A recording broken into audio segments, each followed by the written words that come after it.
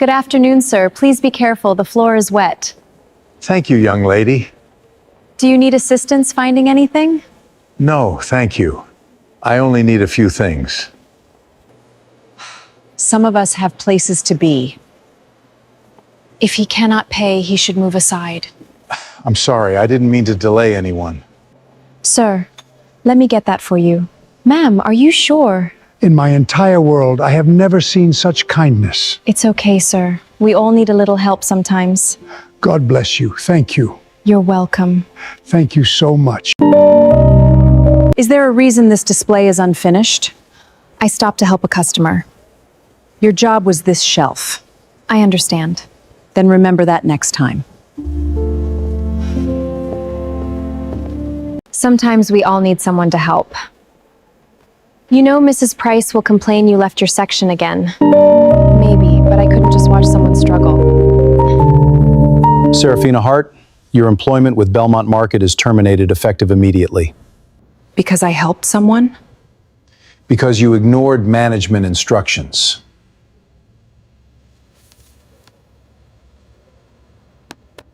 Stop the car. Ma'am? That woman gave away everything she had.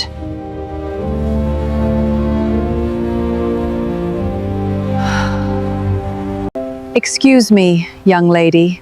Yes, ma'am. I saw what you did inside Belmont. I only did what anyone should have done. Thank you for saying that, but I should go. Wait, you are walking home in this rain? I have done it many times. Then allow today to be different. I couldn't possibly. It's only a ride. She had only $1 left. $1. It was the money Serafina Hart needed to get home after 10 hours of cleaning floors, lifting boxes, and doing every small job nobody else wanted at Belmont Lifestyle Marketplace. She had no savings, no wealthy family, and no one waiting to rescue her. But when an elderly man stood trembling at the checkout counter, unable to pay for 3 basic groceries, Take your time. Serafina made a choice that would change the direction of her life. The people behind him grew impatient. Some laughed. One woman told him to stop wasting everyone's time. The supervisor ordered him to step aside. Everyone saw a poor old man causing a delay. Serafina saw a human being losing his dignity. So she opened her purse and gave him the little money she had for food. Then, outside the store, she placed her final dollar in his hand so he could ride home instead of walking through the rain. 10 minutes later, she was fired. She walked away with no job, no bus fare, and an eviction warning waiting beneath her apartment door. What she did not know was that Lady Catherine Wallace, chairwoman of Wallace and Sterling Group, had witnessed everything. Within 24 hours, Serafina would be offered a chance she never imagined. In the months that followed, she would enter a world of wealth, ambition, jealousy, and unexpected love. She would be accused of a betrayal she did not commit, and the man who had once doubted her would have to decide whether to protect his reputation or stand beside her. It all began with one hungry stranger and one final dollar. Before we continue, tell us in the comments where you are watching from. We love seeing how far these stories travel. Please don't forget to subscribe, like, and share this video. Now let us begin. The clock above the customer service desk showed 4:17 in the afternoon. Rain struck the wide windows of Belmont Lifestyle Marketplace, while customers hurried through the aisles, filling their baskets before the weather worsened. Shopping carts rattled over the tiles. Children cried near the sweets. Cash registers rang without pause. In the middle of the noise stood Serafina Hart.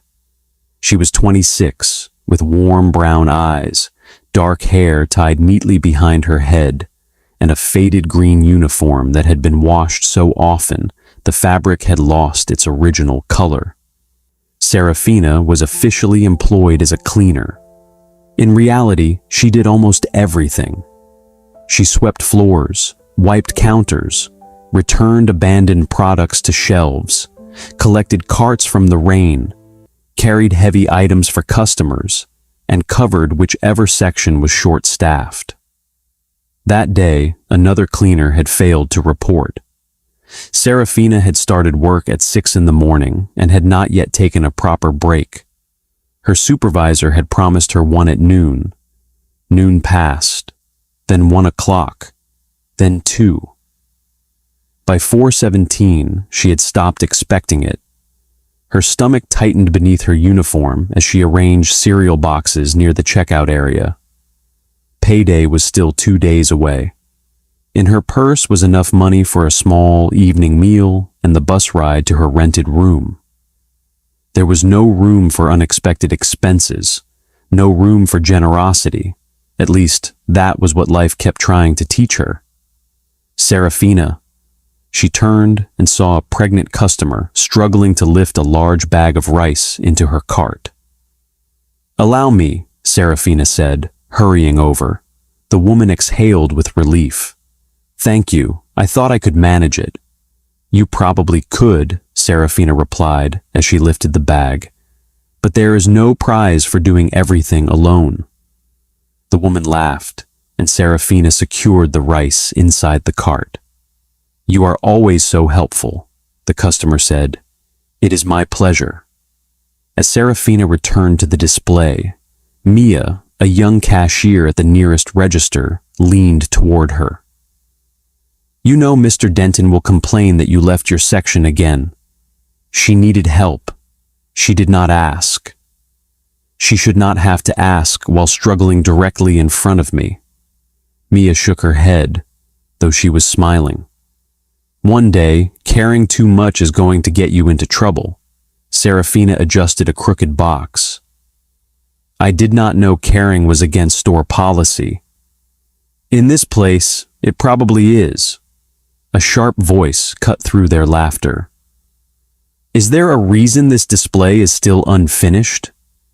Mrs. Price, the floor supervisor, stood behind them with her arms crossed. She was a broad woman in her late 40s, with her hair pulled tightly into a bun and an expression that made every conversation feel like a disciplinary hearing. "I am nearly finished," Serafina said. "You said that 15 minutes ago." "I stopped to help a customer." Mrs. Price glanced toward the pregnant woman. "There are employees assigned to customer assistance." There was nobody nearby. "There was you standing away from your work." Serafina lowered her voice. "I will finish immediately. You had better, and wipe the entrance again. Customers have brought rainwater onto the floor. I cleaned it 20 minutes ago. Then clean it again." "Yes, Mrs. Price." When the supervisor left, Mia whispered, "She looks for reasons to correct you." "Then I will give her fewer reasons." "That is always your answer." "It is usually the safest one." Serafina finished the shelf, collected the mop, and moved toward the entrance. The automatic doors opened, and an elderly man stepped inside. He was thin and slightly stooped. Rain darkened the shoulders of his old brown coat. Silver hair showed beneath a worn cap, and one shoe had been repaired with black tape. He paused near the entrance, as if gathering courage before moving farther into the bright, crowded store. "Good afternoon, sir," Serafina said. He looked at her, surprised by the warmth in her voice. "Good afternoon. Please be careful. The floor is wet." "Thank you, young lady." He took a small basket and moved toward the food aisles. A few minutes later, Serafina saw him beside the bread. He picked up one loaf, read the price, and returned it. Then he selected a smaller one. He added 1 tin of beans and a small carton of milk to his basket. 3 items, nothing more. He stopped beside a display of biscuits and looked at the cheapest packet for several seconds before walking away. Serafina knew that pause. She had made the same calculation many times. What the body wanted, what the money allowed, and what could be sacrificed until another day. The man joined the queue at Mia's register. When he reached the front, he placed the bread, beans, and milk on the counter. $8.40, Mia said. He removed a small wallet and counted a few crumpled bills and coins. Once, then again. His hands began to tremble. The woman behind him sighed loudly. "I am sorry," the man said. "I appear to be short." Mia checked the amount. "You have $8. He picked up the milk. "Please remove this." Mia canceled it, but even after the milk was removed, he was still a few cents short. His face reddened. "Could I take the bread and beans today and bring the balance tomorrow? My pension arrives in the morning." "I am sorry, sir. I cannot allow that. It is only a small amount." "I understand, but the register has to balance." A man farther back in the queue spoke loudly. "Some of us have places to be." The woman behind the elderly man tapped her foot. "If he cannot pay, he should move aside." He lowered his head. "I am sorry." Mia pressed the assistance button. Mrs. Price arrived moments later. "What is the delay?" Mia explained. The supervisor looked the man up and down. "You cannot pay?" "I am short by a few cents. I can return tomorrow." Belmont Lifestyle Marketplace does not offer credit. "I am not asking for credit. I am asking for 1 day. That is credit." A few customers laughed. Mrs. Price pointed away from the register. "Step aside and allow paying customers through." The man reached for the bread. His fingers failed to grip it, and the loaf fell to the floor. Someone laughed again. As he bent painfully, Serafina reached the bread first. She picked it up and stood between him and the queue. "That is enough." The laughter stopped. Mrs. Price's face hardened. "Serafina, return to your duties." "He is short by only a few cents." "That doesn't concern you." "He is being humiliated." "He is delaying customers." The old man touched Serafina's arm. "It is all right, my dear." "No, sir, it is not." Mrs. Price stepped closer. "You have been given an instruction." Serafina faced the people in line. Some avoided her eyes. Others watched as if the scene were entertainment. "Has nobody here ever needed something they could not afford?" she asked. The woman at the front folded her arms. "That is not our problem." "No," Serafina said. "But it could be your moment to show compassion." "Return to your work now," Mrs. Price ordered. Serafina stood still. Fonse thought of the long walk home, the empty cupboard in her room, and the eviction warning her landlord had delivered the previous evening. Then she saw the old man's lowered eyes and the quiet shame on his face. She opened her purse and removed the money she had saved for dinner. "Use this." Mia stared at her. The man shook his head. "No, young lady, you need it." "So do you," Mrs. Price scoffed. "This is not a charity." "No," Serafina replied. "It is a supermarket, and he is trying to buy food." Mia counted the money. "It is enough." "And add the milk," Serafina said. The man's eyes filled with tears. Serafina packed the groceries because his hands were still shaking, then offered him her arm. "Come, sir, I will walk you outside." Nobody laughed as they moved toward the entrance. Several customers looked away in shame. Near the front window stood Lady Catherine Wallace. She had entered only minutes earlier, wearing an elegant cream coat and a simple pearl necklace. As chairwoman of Wallace and Sterling Group, she was accustomed to people changing their behavior the moment they recognized her. Managers became kinder. Employees became faster. Strangers perform generosity because they hoped she would remember them. Serafina had not noticed her. That mattered.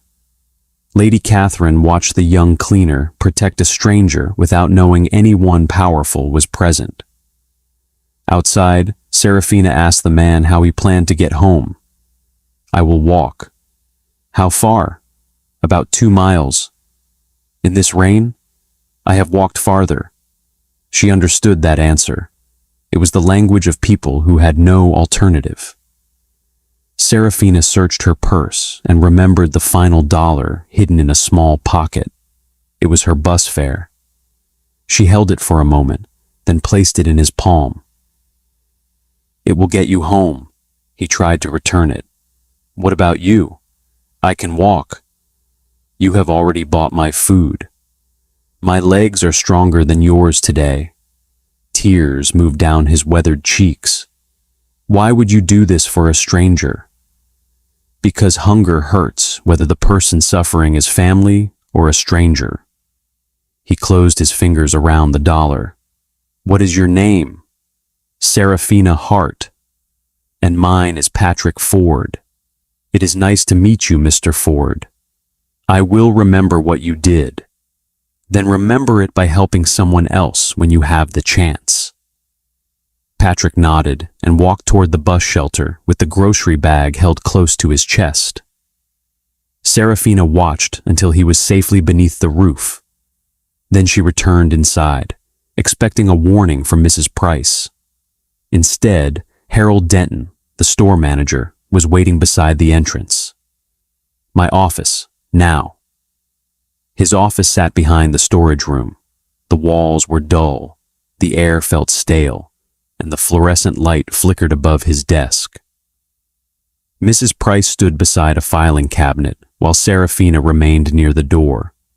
Mr. Denton opened a folder. "Do you understand what you have done?" "I helped a customer." "You interfered with store operations, disobeyed a supervisor, and created a public disturbance." "He was hungry." "This is exactly the problem. You believe your feelings are more important than policy."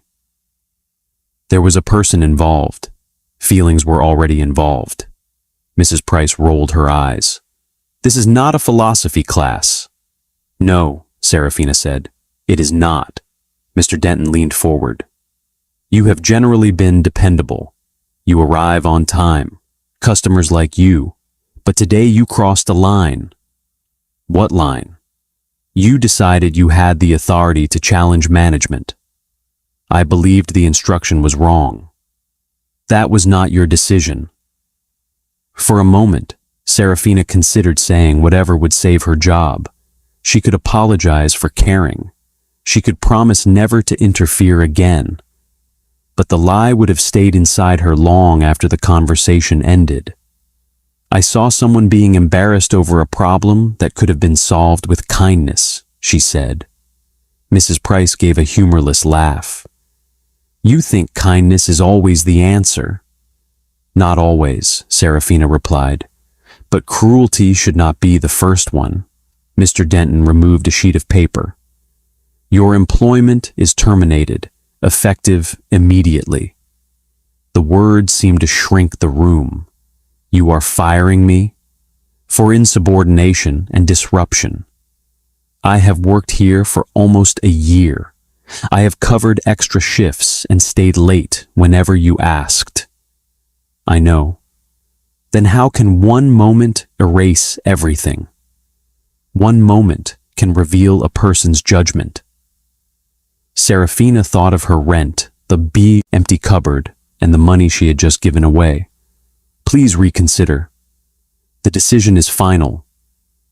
"Can I receive my final pay today?" "Payroll process is next Friday." Next Friday. Her landlord had given her until Monday.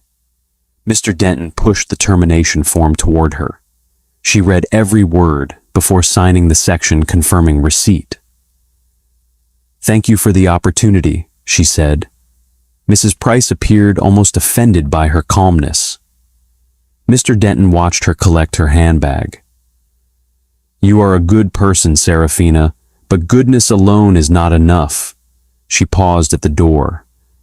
Maybe not, but without goodness, what are we left with? In the staff room, Mia helped her empty the locker. There was a comb, hand lotion, spare socks, and a photograph of Serafina between her parents outside the home she had lost 7 years earlier. Mia touched the edge of the photograph. You carry this every day? Every day. Why? Because sometimes memories are the only proof that you were once someone's whole world. Mia opened her purse. Take some money. Serafina shook her head. You need it. I know.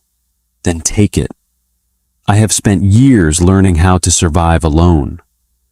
I do not know how to accept help without feeling as though I have failed. Mia's expression softened. You do not have to survive everything alone. Maybe one day I will believe that. Mia pressed a wrapped sandwich into her hand. At least take this, and call me the moment you have somewhere to sleep tomorrow night. If Monday comes and you have nowhere to go, my sofa has your name on it. Serafina accepted the sandwich and hugged her friend, grateful that survival, this time, did not mean facing the weekend completely alone. Minutes later, she surrendered her badge and stepped into the rain. A bus pulled away as she reached the corner. She checked her empty purse and began walking. Cars sent water across the pavement, her shoes soaked through. She pulled her sweater tighter and told herself this was simply another difficult day. A black luxury car moved slowly behind her. Inside, Lady Catherine watched the woman who had given away her final dollar walk alone through the rain. Stop the car. Ma'am? That woman gave away everything she had. Excuse me, young lady. Yes, ma'am? I saw what you did inside Belmont. I only did what anyone should have done. Thank you for saying that, but I should go. Wait, you are walking home in this rain? I have done it many times. Then allow today to be different. I couldn't possibly. It's only a ride. Excuse me, she called. Serafina continued until Lady Catherine called again. She turned. You were at the store? Yes. I'm sorry about the disturbance. You are apologizing? I caused trouble. No, my dear, you interrupted cruelty. Serafina gave a tired smile. That is not what my manager believes. Your manager was wrong. People with power are usually right. Do you believe that? No, but believing something and experiencing it are not always the same. Lady Catherine studied her. What is your name?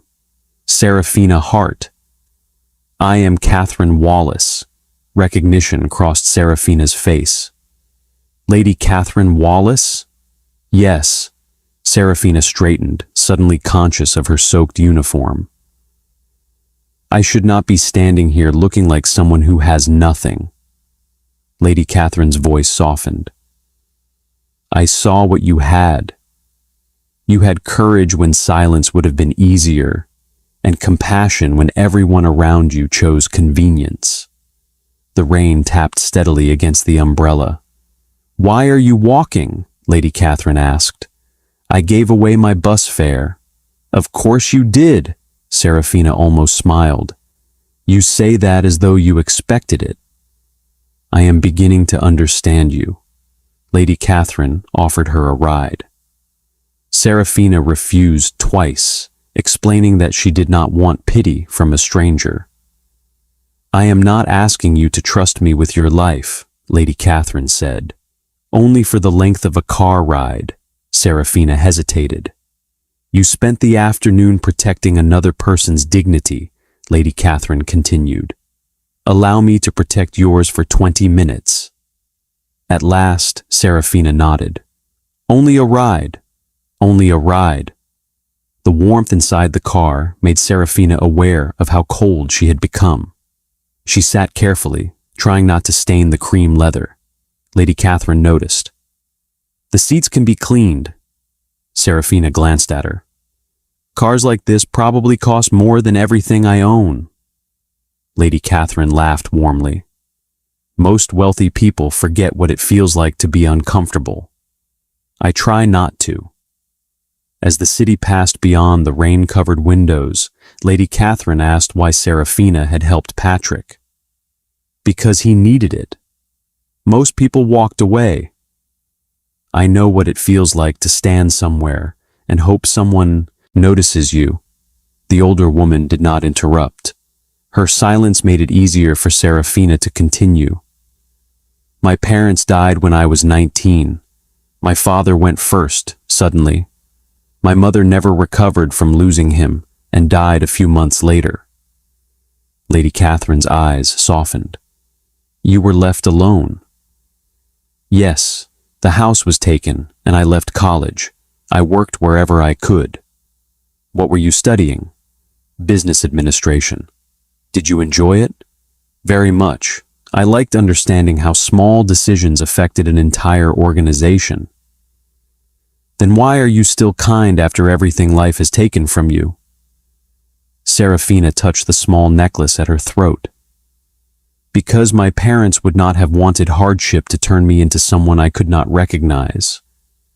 My father used to say character appears when nobody would blame you for becoming bitter. Lady Catherine repeated the sentence quietly. When the car reached Serafina's apartment building, Lady Catherine handed her a cream business card. Come to my office tomorrow at 10. Serafina stared at the name printed on it. Catherine Wallace, chairwoman, Wallace and Sterling Group. Why? I want to interview you. For what position? I have not decided. That does not sound like a real interview. Lady Catherine's eyes brightened. You are not easily impressed. I prefer careful. Good. Wallace and Sterling has enough people who are easily impressed.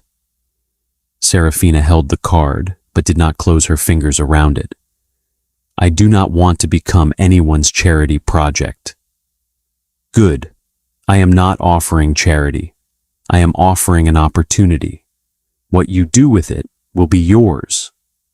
Before she stepped out, Lady Catherine added one more thing. And Serafina, whatever waits for you upstairs tonight, it does not have to be faced alone anymore.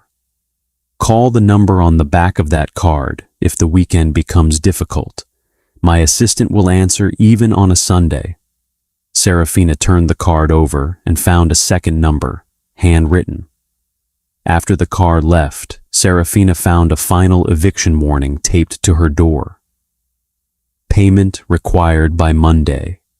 Locks will be changed. She read it twice, then looked at the two numbers in her hand, Mia's and the one on the back of the card, and understood, for the first time in years, that Monday no longer had to be faced by herself. Inside her small room, she placed Lady Catherine's card beside the photograph of her parents. She washed her only suitable blouse in the sink, polished her shoes, ate half of Mia's sandwich, and saved the rest for morning. At midnight, she was still awake. For years, every plan had centered on survival. That night, she allowed herself to imagine growth. The next morning, the headquarters of Wallace and Sterling Group rose above her like another world. Glass and steel reflected the pale sky.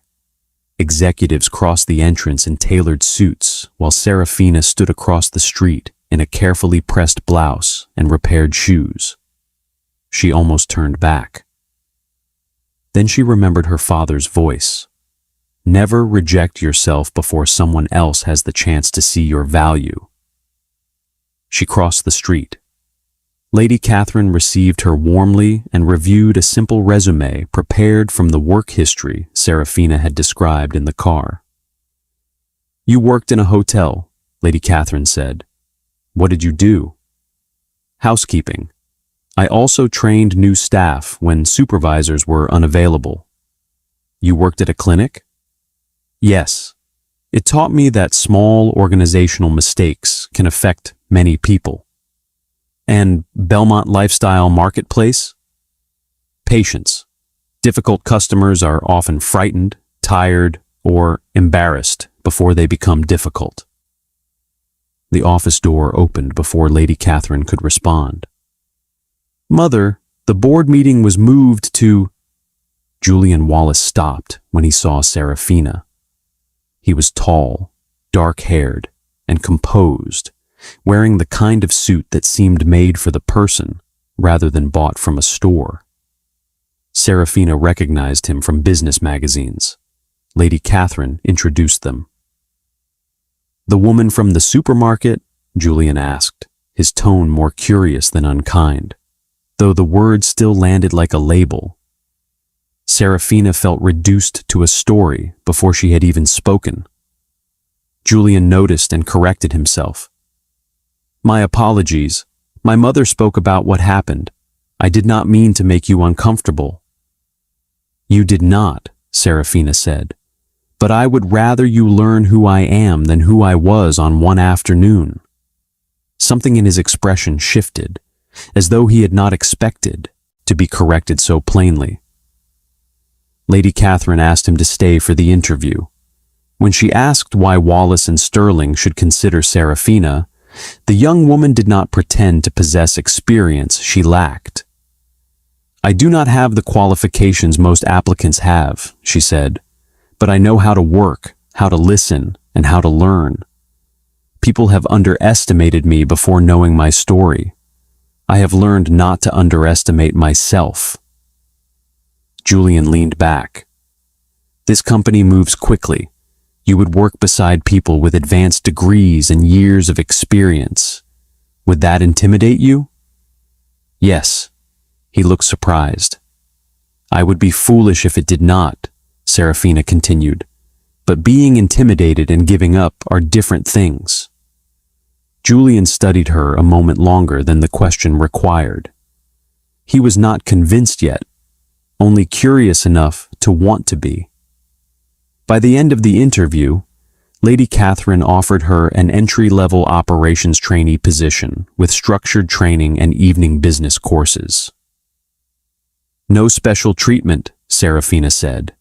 None, Lady Catherine promised. I want to earn my place. That is why I am giving you the chance. Julian extended his hand. Welcome to Wallace and Sterling Group, Ms. Hart. Thank you, Mr. Wallace. Julian is fine. She accepted his handshake. Then Serafina is fine. A faint smile touched his face. Her first weeks were difficult. The software was unfamiliar, meetings moved quickly, and colleagues spoke in language that assumed years of corporate experience. One woman watched Serafina struggle through a reporting system and said, You have never used this before, have you? No, it shows. The comment stung, but Serafina did not answer. She stayed after work, watched training videos, practiced with sample files, and filled page after page of a notebook. Daniel Brooks, her supervisor, found her at her desk long after the department had emptied. You could learn this tomorrow. I could, Serafina said, but tomorrow I need to learn something else. Daniel respected that answer. Little by little, her effort became competence. She never pretended to know what she did not know, and she never asked the same question twice without first reviewing her notes. She treated the security staff, assistants, cleaners, and executives with the same respect. When she helped a cleaner move a heavy box, a senior employee told her she did not have to do that anymore. He needed help, Serafina replied. A new badge did not change my hands. Julian heard about the comment. At first, he had feared his mother had made an emotional hiring decision. Wallace and Sterling was too large to be guided by sentiment. So he watched her, quietly, and without announcing it. The way a man tests a bridge before trusting it with his full weight. He sat in the back of a training session she led for 2 new hires. He reviewed her early reports before they reached his mother's desk. He asked Daniel more than once whether the praise was genuine or simply kind. Every answer came back the same. Serafina never mentioned Lady Catherine's name to gain an advantage. She did not behave as though opportunity had erased responsibility. One evening, he found her studying inventory reports. "Working late again? I want to understand the pattern." You could ask someone. "I did. They explained the answer. I want to understand the reason." Julian pulled out a chair and examined the pages. "Most people would use my mother's support to make the position easier. I cannot control what people think about how I entered the room," Serafina said. "I can control what I do after entering."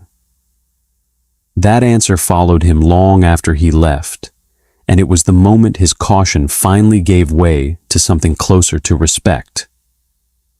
A few weeks later, Serafina discovered that delivery schedules did not match actual demand, causing unnecessary storage costs.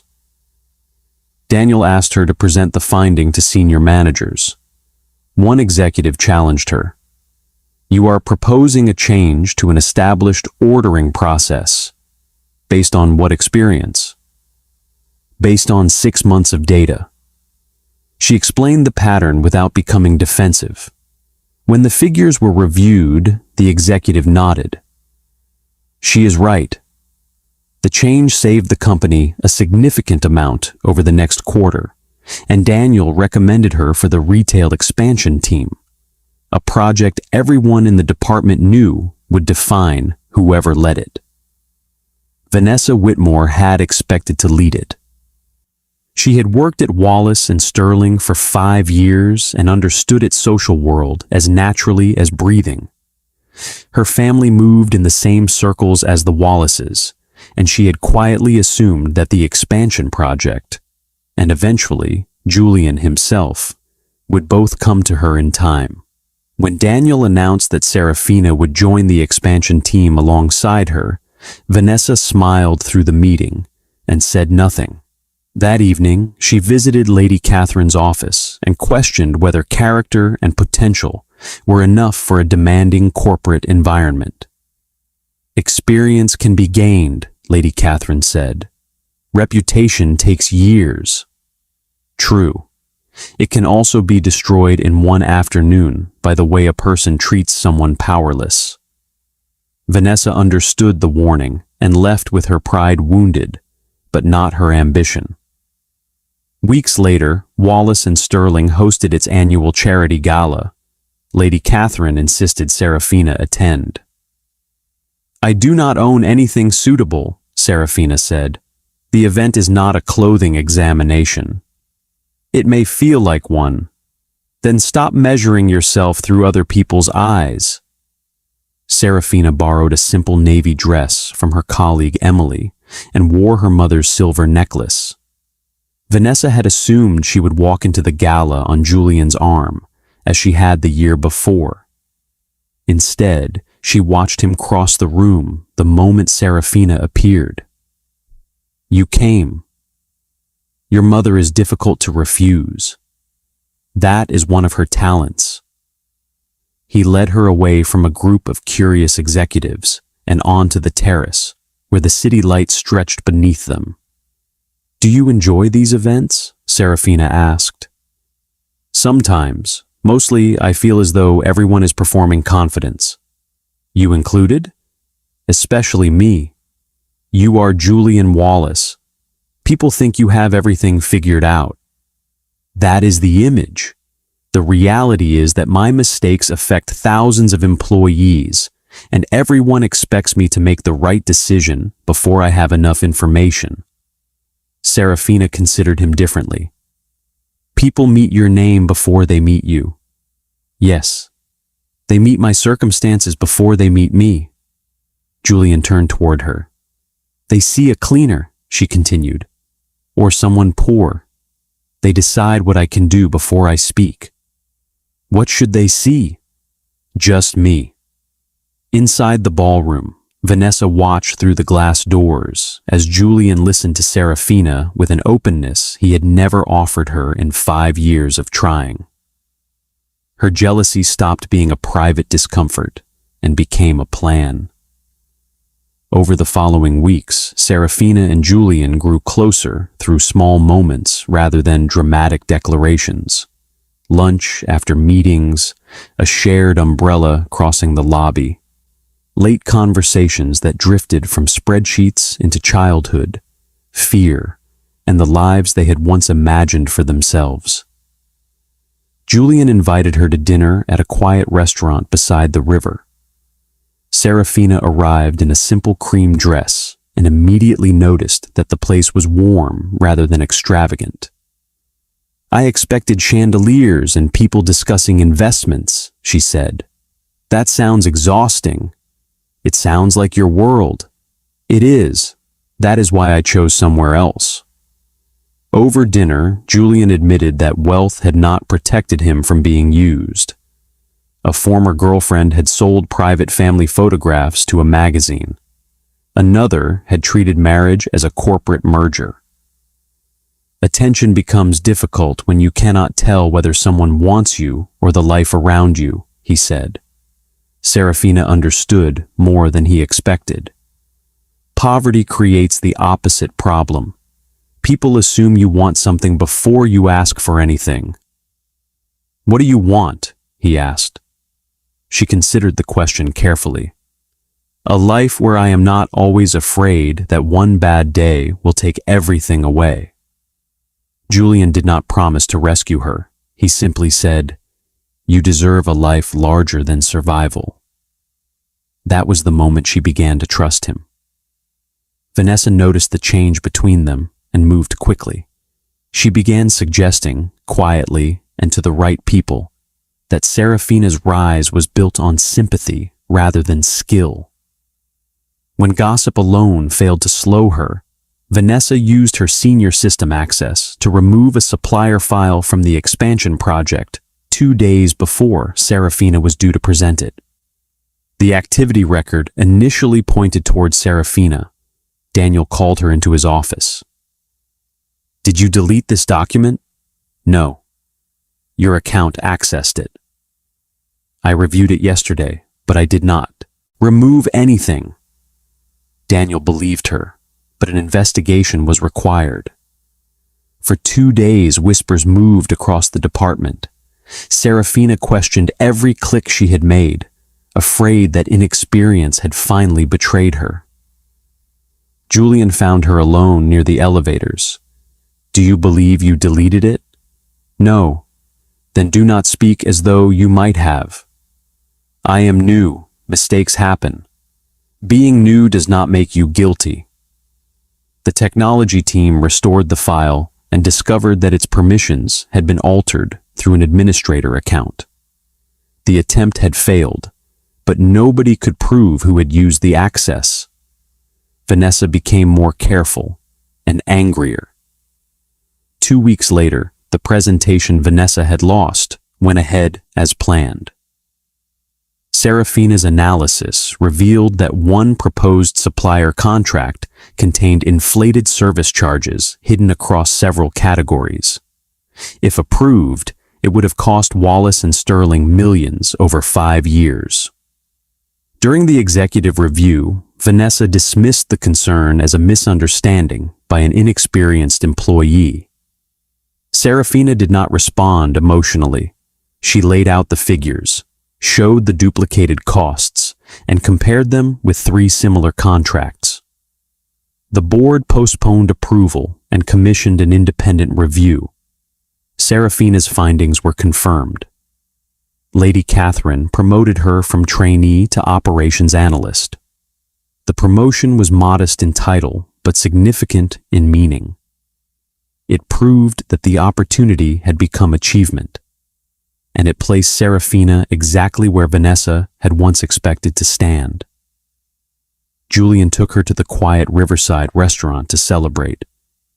"I am proud of you," he said.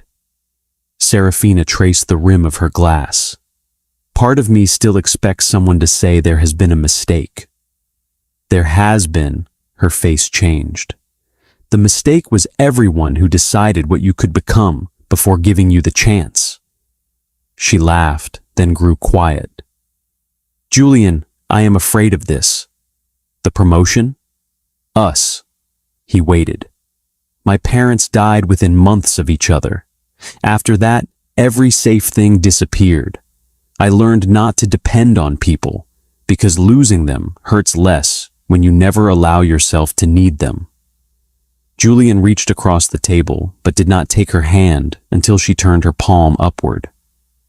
I cannot promise life will never hurt us, he said.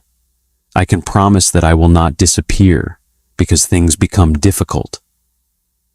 Their first kiss came days later beneath the awning outside the office, while rain moved softly across the street. It was gentle and unhurried, more a question than a claim. Serafina answered by remaining close when he pulled away. Vanessa saw them from the lobby, and whatever restraint had held her back until then finally gave way. That night, she created forged payment records connected to the expansion project, the same project that should have carried her name instead of Serafina's. The documents suggested that Serafina had altered supplier figures and directed small payments into an account bearing a variation of her name. Vanessa planted the files inside a shared project folder and anonymously alerted finance. By midday, Serafina was called into a conference room. Lady Catherine, Julian, Daniel, the finance director, and legal counsel were waiting. Printed documents lay across the table. These are not mine, Serafina said as soon as she saw them. The files were found in a project directory you accessed, the finance director explained. Several edits were made through your credentials. I reviewed legitimate supplier reports. I did not create these payments. Lady Catherine's voice remained calm. No conclusion has been reached. We will investigate fully. Serafina was placed on paid administrative leave while the review continued. The news spread before she reached the lobby. Colleagues who once praised her stopped speaking when she passed. A few looked disappointed, as though her guilt had confirmed something they always suspected about a poor woman entering a wealthy company. Outside the building, Serafina held herself together until Julian followed her. I know what you are going to say, she told him, that the truth will come out. It will. And until then, I stand beside you. You are an executive. You cannot decide based on how you feel about me. I am not asking the company to ignore evidence. I am asking you not to face this alone. Her voice broke. I spent months proving I was more than the story people told about me. One set of documents has turned me back into a suspicion. Julian stepped closer. Documents can be examined. Character cannot be forged so easily. The investigation took 6 days. Digital forensics discovered that Serafina's credentials had been copied from an unattended workstation, but the forged files were created later from a senior executive device. Security records narrowed the time and location. Camera footage showed Vanessa entering the restricted floor after most staff had left. A hidden revision history revealed her employee identification number. Lady Catherine summoned Vanessa. The elegant executive entered with the calm expression she had perfected over years. I understand the investigation is complete, she said. It is, Lady Catherine replied. Vanessa's composure changed when the forensic report was placed before her. There must be an error. There are 12 connected records, security footage, and the original device signature. Vanessa looked toward Julian, hoping history would matter more than evidence. Why? He asked. She gave a bitter laugh. Because she walked in with nothing, and within a year she had the project I built 5 years toward. She had your attention. She had everything I was promised and never received. Nobody promised you me, Julian said quietly. And nobody promised you a project you had not yet earned. I was prepared for it long before she arrived. She was prepared when it came, Lady Catherine said. That is the difference between waiting for a place and earning one. Vanessa was dismissed for falsifying records, violating data security, and attempting to frame a colleague. The company referred the matter to its legal advisors, but avoided turning Serafina's pain into a public spectacle. Lady Catherine called the entire project team together the following morning. The investigation has established that Serafina Hart did not create, alter, or benefit from the fraudulent documents, she announced. She was deliberately framed. Her professional record is fully cleared. The room remained silent until Daniel began to applaud. Emily joined him, then others followed. Serafina did not feel triumphant. She felt tired. Later, she found Lady Catherine in her office. Thank you for believing me. I did not clear you because I believed you, Lady Catherine said. Evidence cleared you. Belief simply ensured we searched for it before damaging an innocent person. Serafina absorbed the distinction. It was not favoritism. It was fairness. Julian met her on the terrace after work. I almost resigned, she admitted. Why? Because I thought leaving would end the whispers. And what changed your mind? I remembered the marketplace. I lost my job because someone else controlled the story. I will not leave this time while a lie speaks for me. Julian looked at her with quiet pride. I love you, he said. The words came without a speech or dramatic preparation. Serafina's breath caught. I did not plan to say it like that, he continued, but I am tired of pretending what happens to you is only professional concern. She touched her mother's necklace. I love you too, she whispered. That is why I am frightened. He took her hand. Then we will be frightened honestly. Their relationship became known gradually. Some people approved. Others suggested Serafina had used the Wallace family to climb from poverty. Julian wanted to make a public statement, but Serafina refused. I do not need you to announce that I deserve respect, she said. Let my work speak. He honored her request. Her work spoke loudly. She led a pilot project that improved delivery coordination across 3 retail locations.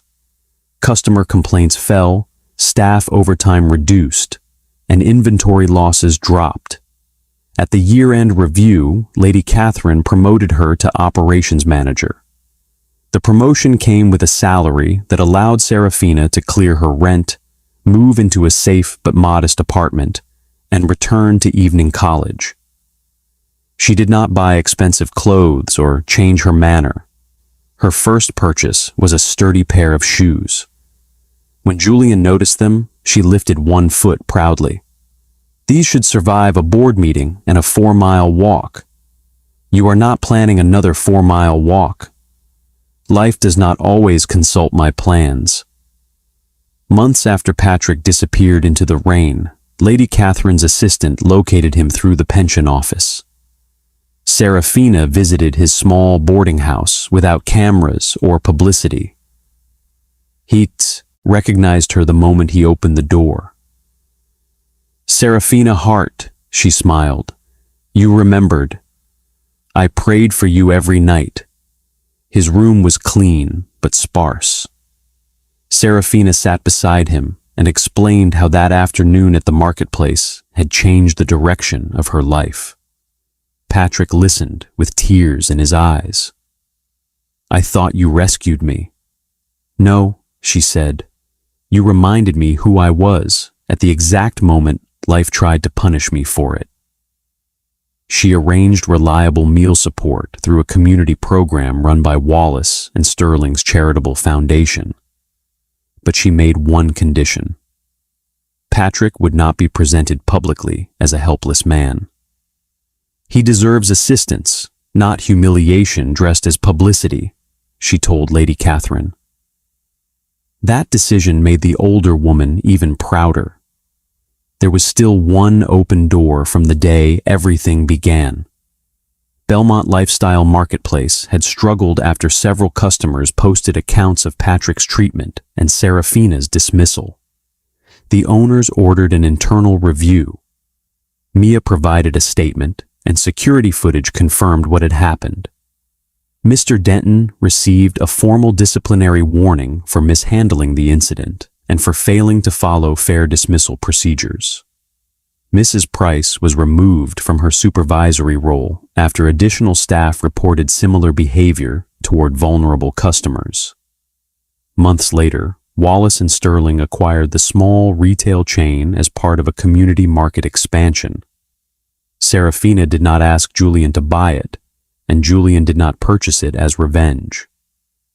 The acquisition had been under consideration before either of them knew. Lady Catherine asked Serafina to lead the transition team. The first time she returned, Mr. Denton stood near the entrance where he had once waited to fire her. "Ms. Hart," he said quietly, "Serafina is fine." He struggled to meet her eyes. "I owe you an apology." She waited. "I followed policy without questioning whether the policy had been applied with humanity. I was afraid of appearing weak in front of customers and staff. I made an unfair decision." "You did?" He looked surprised by her directness. "I forgive you," she continued, "but forgiveness is not pretending the decision caused no harm. The new customer dignity policy applies to everyone, including management." He nodded. "I understand. Under Serafina's leadership, Belmont Lifestyle Marketplace created a small emergency food fund, supported by voluntary customer donations and company matching. Staff received training on respectful service, and no employee could be dismissed for intervening in a customer welfare situation without an independent review. Mrs. Price was offered a non-supervisory role after completing training. She accepted, humbled by the loss of authority. Serafina did not destroy her livelihood. She required accountability and left room for change. Mia became customer service supervisor. On the morning the renewed store opened, Patrick Ford stood beside Serafina near the same checkout counter where strangers had laughed at him. A small sign now read, "Dignity costs nothing." Patrick touched the words with trembling fingers. "You did this?" "We did," Serafina said. "You, me, Mia, and everyone who decided that what happened here should never happen again." Lady Catherine watched from a short distance, remembering the young cleaner who had acted without knowing anyone important was present. Julian stood beside his mother. "You were right about her," he said. Lady Catherine glanced at him. "I know," he laughed. "You have been waiting a year to say that." "Longer." That evening, Julian took Serafina to the Riverside restaurant where they had shared their first real dinner. After the meal, he led her outside. Lights reflected across the water, and soft rain began to fall. "You choose rain for important conversations," she said. "I have noticed it makes you stay under the same awning with me." She laughed. Then he became serious. "I spent years believing I needed someone who understood my world," he said. "Then I met you and learned I needed someone who helped me see beyond it." He lowered himself onto one knee. Serafina covered her mouth. "I do not want to rescue you, complete you, or stand in front of you," Julian said. "I want to build beside you. Serafina Hart, will you marry me?" Her answer came through tears and laughter. "Yes," Lady Catherine cried when they told her. Then she immediately began discussing wedding arrangements until Serafina gently stopped her. I want something warm, not enormous. You are marrying a Wallace. I am also becoming one. That means I should have a vote. Lady Catherine stared at her for 1 second, then laughed and pulled her into an embrace. The wedding took place months later in the garden behind the Wallace family home. White flowers lined the aisle, lanterns hung between the trees, and the guest list included executives, cleaners, marketplace employees, neighbors, and people who had known Serafina before anyone called her successful. Patrick Ford sat in the front row in a new dark suit. Mia sat beside him. Daniel and Emily were nearby. Before the ceremony, Lady Catherine entered the room where Serafina was preparing alone. Serafina touched the silver necklace at her throat. I wish my parents could see this. They can see what they left inside you, Lady Catherine said. She adjusted Serafina's veil, then offered her arm. May I walk with you? Serafina's eyes filled. I would be honored. They walked into the garden together. Julian waited beneath an arch of white flowers, his expression changing the moment he saw her. During their vows, he promised to stand beside her in difficulty, not only in celebration. Serafina promised never to let wealth make them forget the people whose struggles could not be seen from boardrooms. At the reception, Patrick raised a glass with hands that still trembled slightly. A year ago, this young woman gave a stranger her last dollar, he said. I thought I was the poor man in that story, but the people who laughed had less kindness than either of us. Serafina did not give me money. She returned my dignity.